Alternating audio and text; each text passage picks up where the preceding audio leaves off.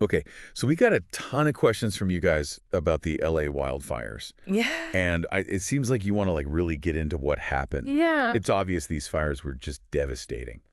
But we're going to try to go a little bit deeper than, just the headlines and look at what caused them. Yeah. We'll be talking about like environmental factors, the role that human decisions had in like how bad the fires got, hmm and even like how the rest of the world is viewing how LA responded. Yeah, for sure. The recent fires were just awful, and it's important to look at everything that led up to them. Right, like the full picture. Yeah. So before we get into like what humans did or didn't do, let's start with nature. Okay. We all know that California is prone to wildfires, Yeah. but like what made these so bad? Well, one expert, Dr. John Smith, says that these fires were basically fueled by a perfect storm of events. A perfect storm. Yeah. So you're saying it wasn't just one thing. It was like Mhm. a bunch of things all happening at the worst possible time. Exactly. Yeah. So first you have like a really long drought in the area, Right. which on its own makes all the vegetation super dry and easy to burn. Right.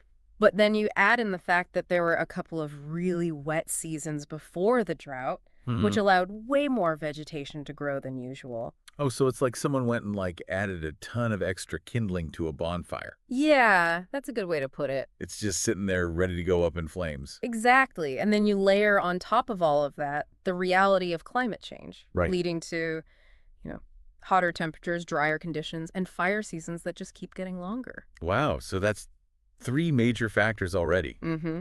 And we haven't even talked about anything that people have done yet. It's a pretty bleak picture. When these fires were happening, there were a lot of people talking about the possibility of insurance companies being involved somehow, Yeah. almost like they were benefiting from the fires. Right. Was there anything to those theories? Well, there were a ton of people talking about this online. Yeah. Even some people claiming to be experts were pushing these theories. And they were saying that these fires were intentionally set Yeah, to benefit the insurance companies. that's right. Some even said that the insurance companies themselves started the fires. Really? Wow. But Dr. Smith is very clear that there's absolutely no evidence to support any of that. So while those theories might be like interesting to think about, Yeah. they're completely unfounded. Yeah, you could say that. But even though the insurance companies weren't involved like setting the fires, Right. surely the fires had a huge impact on them financially. Right? Oh, absolutely. Yeah. The financial losses for insurance companies from these fires are estimated to be over $30 billion. 30 billion. Yeah. That's an insane amount of money. Yeah, it is. So how is the insurance industry responding to this? Well, Did they have to like raise everyone's rates? some did raise their rates, but two major insurance companies, State Farm and Allstate, actually decided to stop insuring homes in California altogether. Wow, so they're just not writing new policies because the risk is too high? Exactly. And you living in California can probably imagine how much of a hassle that would be trying to find affordable insurance in a high-risk area like that. Oh, that would be a nightmare. Yeah. So you're saying this insurance industry fallout is like a problem that we can't ignore? Yeah, for sure. Okay, so we talked about all the environmental factors that played a role in these fires, and we touched on the insurance industry's response. Right. But what I really want to get into now is like the human element of this disaster. Okay. One of the things that really stood out to me from the articles that you sent was the fact that the LA Fire Department's budget was cut by $17.6 million Yeah, before these fires even started. right. Can you talk a little bit about that and how those cuts might have affected the firefighters' ability to actually do their jobs? Sure. Let's think about what these cuts really mean for the firefighters who are out there on the front lines. When you take away millions of dollars from a fire department's budget, you're basically taking away their tools and resources right in the middle of a firefight.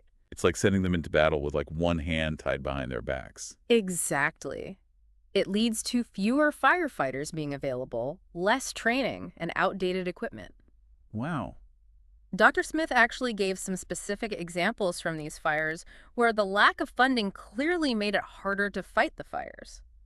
Like what? Well, for instance, there were a bunch of cases where firefighters were delayed in getting to a fire because they just didn't have enough staff to operate all of the equipment they had.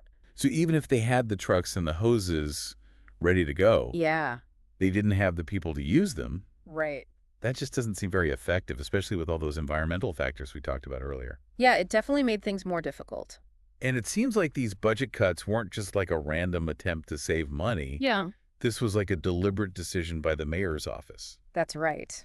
These budget cuts were put in place by Mayor Karen Bass's administration. And to make matters worse, she was actually out of the country when these fires broke out. That's true. She was on a diplomatic trip to Europe. Okay, so help me understand this. The mayor cuts millions of dollars from the fire department's budget, Mm-hmm. which could make it harder for them to fight fires. Yeah, And then when the worst fires in the city's history happen, she's nowhere to be found. right. How did that affect the situation? Did Dr. Smith have anything to say about how important leadership is during a crisis like this? He did. Dr. Smith was very clear that strong leadership is absolutely crucial in situations like this. He said that a leader needs to be present, visible, and actively involved in coordinating the response effort, and by being absent during such a major crisis, especially after cutting funding for essential services like firefighting. Mayor Bass sent a very specific message, whether she intended to or not. Right. It raises questions about priorities and commitment to keeping people safe. So it sounds like these fires weren't just a natural disaster, but also a failure of leadership. Yeah, I think there's some truth to that. And this wasn't just a local story either. No, it wasn't. These fires were all over the news internationally. They were everywhere. So what was the reaction from the rest of the world? Wow. Were people just worried about the people in LA, or was there more to it? Well, of course, there was a lot of concern for the people who were affected by the fires. Of course. But Dr. Smith points out that the international community also saw these fires as a warning sign about climate change. Right. Like if it can happen in LA, it can happen anywhere. Exactly. They were worried about what climate change means for the whole world. I see. And they weren't just looking at the fires themselves. Oh. They were also paying attention to how the city responded to the crisis. So they were judging LA's leadership. Exactly. The international community wasn't just watching with sympathy, Yeah. They were really looking at how LA's leaders managed resources and decided what was important. So they were looking for leadership in action.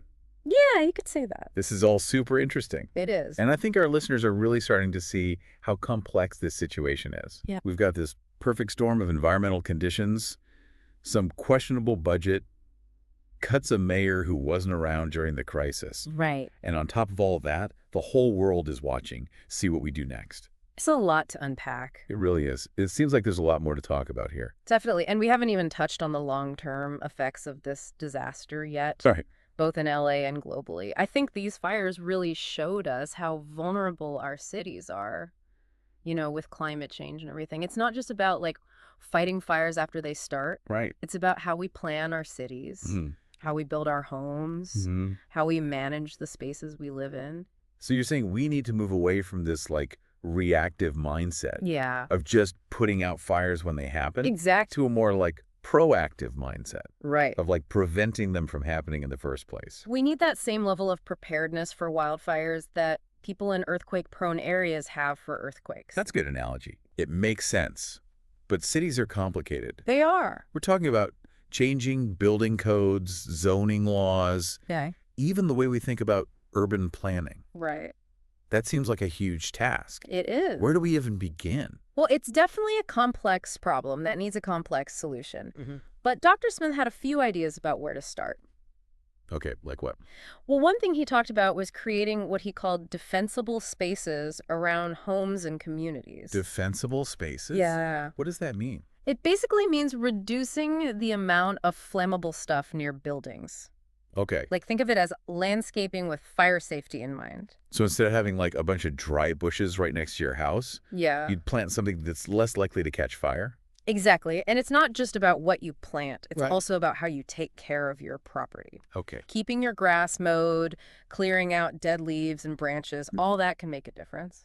So there's some pretty simple things that homeowners can do Yeah. to protect their homes. There are, but individual action is just one piece of the puzzle. Right. We also have to rethink our building codes. Oh. Using fire-resistant materials, putting in sprinkler systems, and designing homes that are less vulnerable to embers. So it's about making homes that are less likely to catch fire to begin with. Exactly. And to do that, we need to change building codes and zoning laws. Mm. It also means developers and builders need to change their mindset. Yeah. We need to start focusing on long-term safety instead of just short-term profits.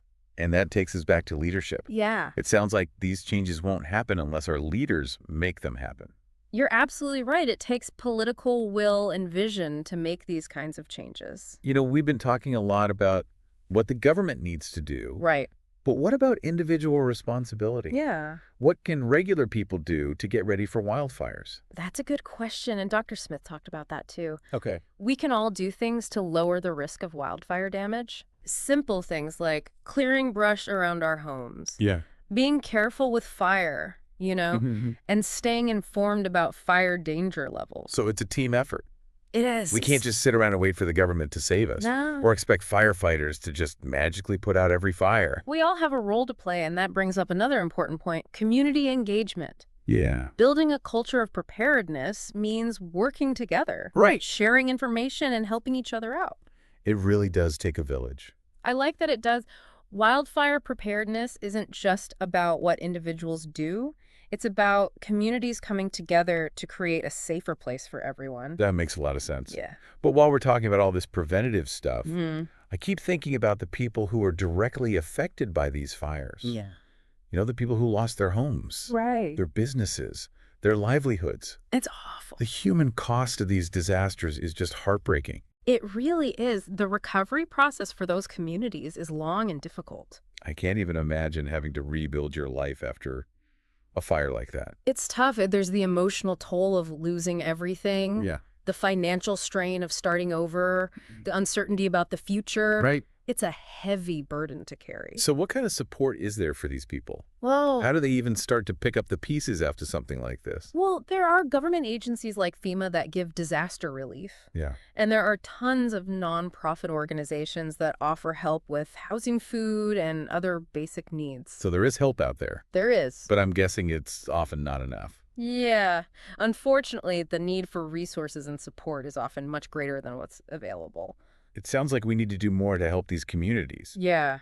not just right after a disaster, Yeah. but for the long haul. I agree. Recovery isn't a quick fix. It's a marathon. Yeah. And it takes sustained effort from the government and from communities as a whole. So we've covered a lot in this deep dive. We have. We talked about the environmental factors that led to these fires, Mhm. the decisions that might have made things worse, Yeah. how the rest of the world sees the situation, Right. and the human cost of it all. So where do we go from here? What's the takeaway for our listener?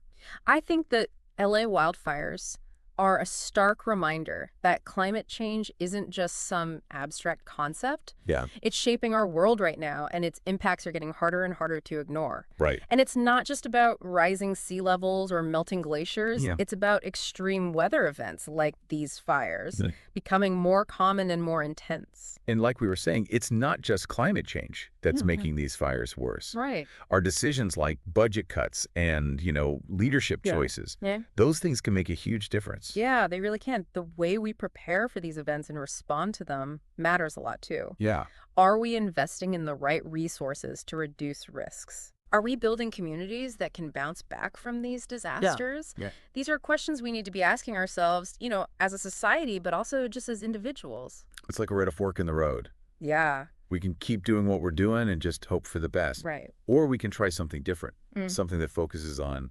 sustainability and resilience and, working together. Exactly. If these fires taught us anything, Uh-huh. it's that we can't just keep doing things the same way. I think that's right.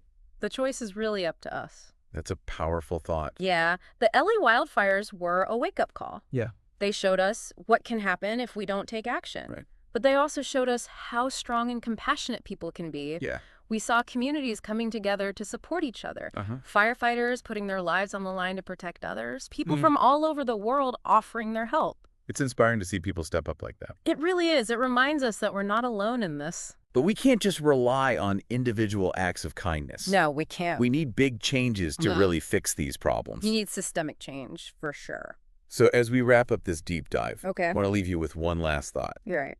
Imagine you're sitting down with your city council member Mm-hmm. or even the mayor. Okay. What would you tell them? Yeah. What would you want them to do to get ready for the threat of wildfires? It's a good question. It is, because at the end of the day, the future of our cities depends on the choices we make today. That's a great point. It really Yeah. does.